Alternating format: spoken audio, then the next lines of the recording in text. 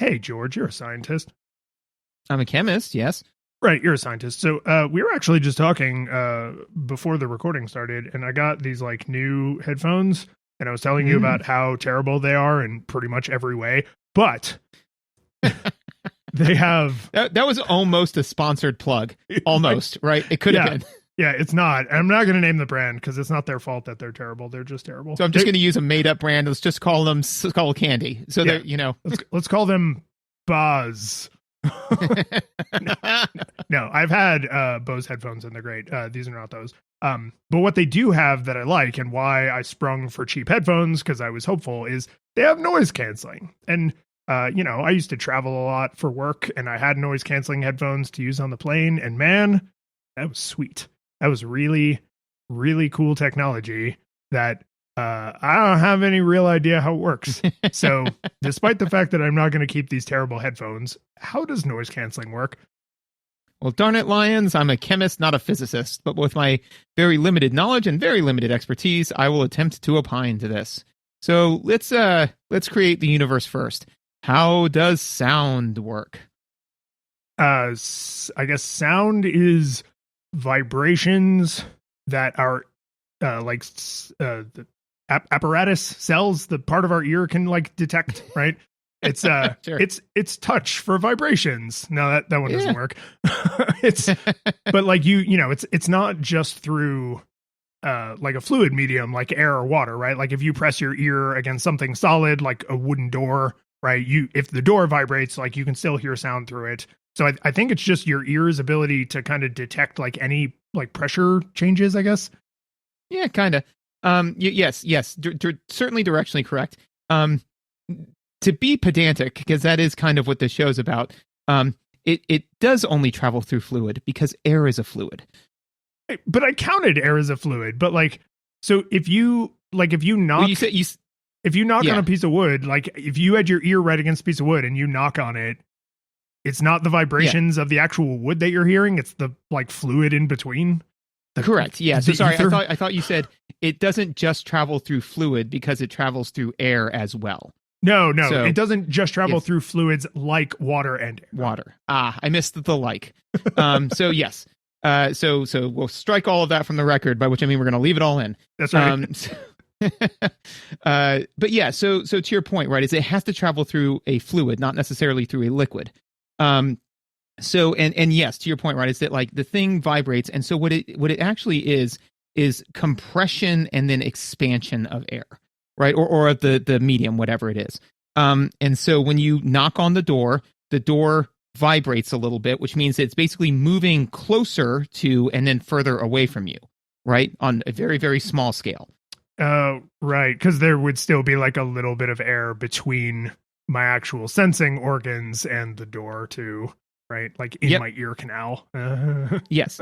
Yeah, exactly. So the door moves a little bit closer to you and then a little bit further away. And then the process, it compresses the air, and then the air compresses and expands and compresses and expands. And the speed at which that happens, interestingly enough, and slightly tangentially, is based off of the density of the fluid, which I think is kind of cool.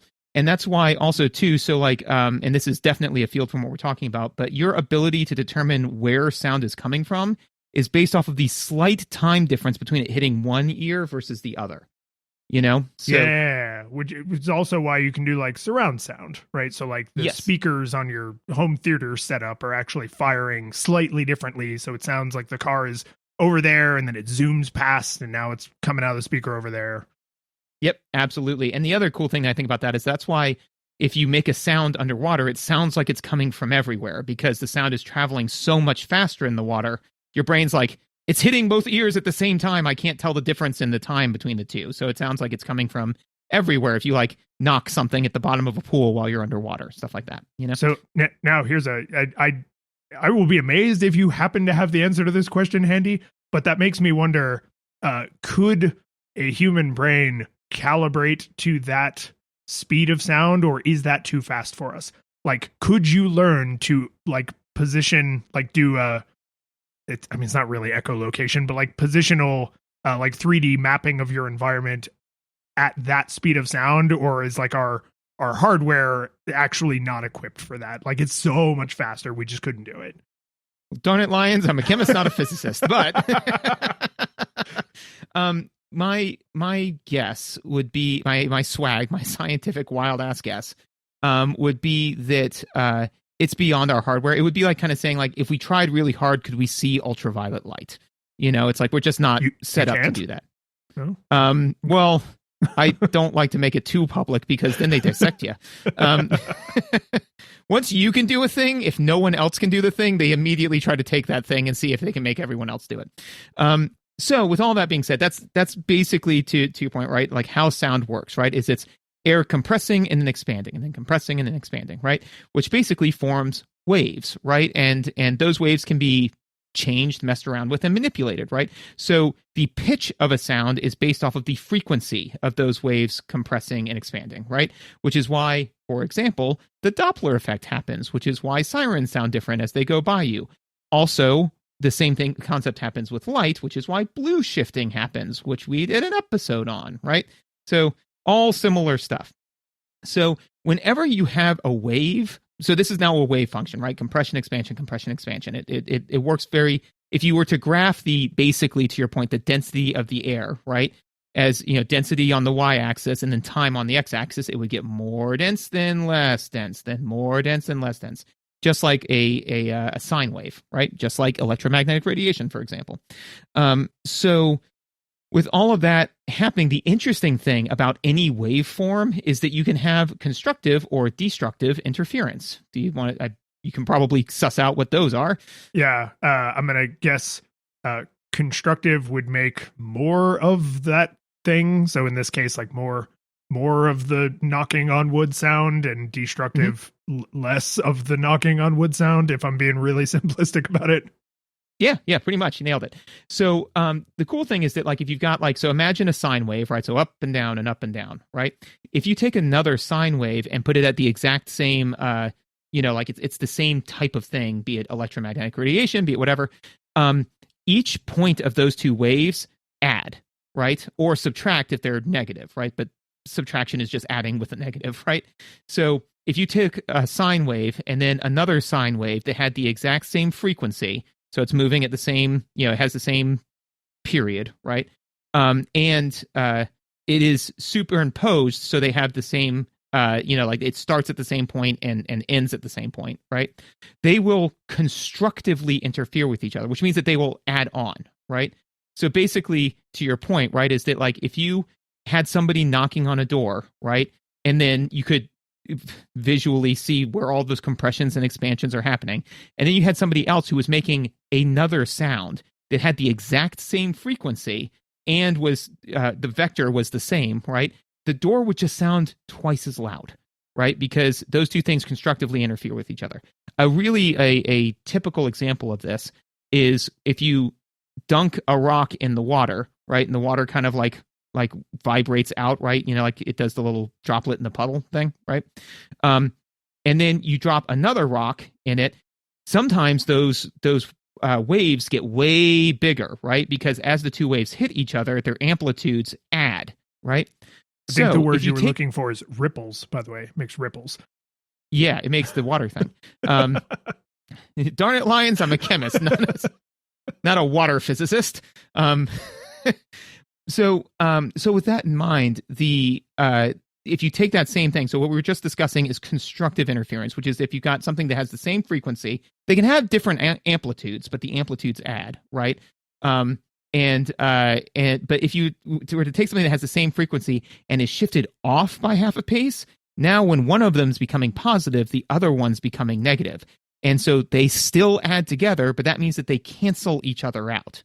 So basically, and it's the same thing where if you throw the rocks in the pond, if you do it just right, the two ripples will hit each other, and then it'll just be flat, right? Which is always kind of a weird thing to see, right? So I am definitely going to go test this, not because I don't believe you, but because I want to see if I can like throw the rocks at the right time. It would probably be easier to get oh man, see now I'm thinking about it because you have a piano, right? So I was like, it'd probably be easier to take like a speaker from the piano, put it into water, and then press different keys to make different frequencies, Ooh, that does sound like a more fun experiment. Right? You could do that with the kids too, to like be like, oh, check out this frequency, and then if I keep doing it, it adds, and so on and so forth.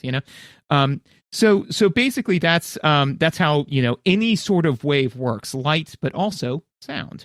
So what noise canceling headphones do, which I think is just really cool, is all they do is they have a sensor in them that detects the ambient noise, converts that into whatever its waveform would be mathematically to say like, okay, here are the different waves that I'm seeing, and then they just play the opposite, and then that it destructively interferes with the ambient noise and literally cancels it out. So this is going to sound like a stupid question, but I in my layman's mind, I'm thinking, okay, you have the sound that's traveling towards your head, right? It hits what I assume is probably just a microphone, right? On the outside of the headphones, right? So there's a microphone that is listening to the environment as opposed to the speaker part, which like makes the sound into your ear holes, because you can't do noise canceling with like open ear headphones unless they were really powerful, I would think, right? Part of it is having your ear like covered from the environment so that sound's only coming in through whatever the headphone generates as noise, right? Is that a true assumption? I believe that that's correct. And yeah, because basically the vector, the direction it's coming at you matters, right? So if you've got noise coming from every possible different direction, it's the waveform that's actually hitting your ear is going to get more and more and more complex. And so it's going to be harder and harder for it to kind of chug all of that and then create the noise that's going to cancel that out. Right. So I'm thinking of the wave as like the energy that's moving, compressing the air and expanding it is like moving towards you. So is it accurate to say then that when the anti-pattern is generated and they cancel each other out, does that mean that sound literally does not reach your ear, or that your ability to perceive it is what is interfered with? So the sound literally does not hit your ear. Oh, that's so weird. That's weird. Isn't that weird? Yeah, right? That feels really weird. It's pretty cool, right? And it is pretty weird. So the sound doesn't hit your ear. Now, there is one thing, just to do a plug for analytical chemistry, which is my background. Unless you ask me a question about it, then I'll quibble some more. Is that what we always say in analytical chemistry is that there's no such thing as zero. There's only less than you can detect. So when we say that it's like, oh, well, the sound doesn't hit your ear, it's like, well, maybe some does, but it would be below your ear's limit of detection, Which for the purposes of like noise canceling headphones is all you need, right? It's not, it doesn't have to be like ideologically pure. It just has to let you sleep through the crying baby 2 rows behind you on the plane. Exactly. And the efficacy of it drops even more when it's also playing something, right? Because then it just needs to cancel out enough noise that noise is lower than the noise that it's playing, Which is that's another good point, is because when I first started traveling a lot, I had these fantastic in-ear Bose headphones that I bought literally just for this job. They're very expensive, but they're worth it. And you could tell when the noise canceling was on, even if nothing was playing, because you kind of get this like dead, right? There's like the hum of the plane and like people talking, and you kind of get this like dead sound of like, now everything sounds like it's a million miles away, or it's muted out entirely, right? Because the noise canceling is happening. So it's still generating the interference pattern.